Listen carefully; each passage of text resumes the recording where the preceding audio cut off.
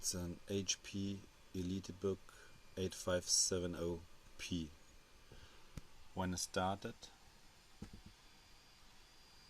it starts normal until I move it, then it turns off immediately. It's an area where normally the CMOS-Batterie sits. Here, when I tap on this area, the notebook turns off. Tack. Only like this. A few minutes later, or better, a few seconds later, it starts again.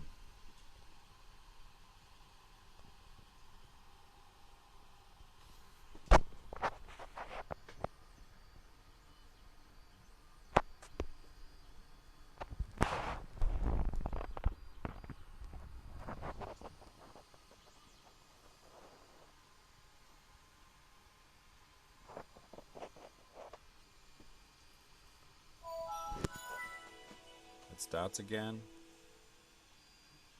and when I do this, zack, it's off again.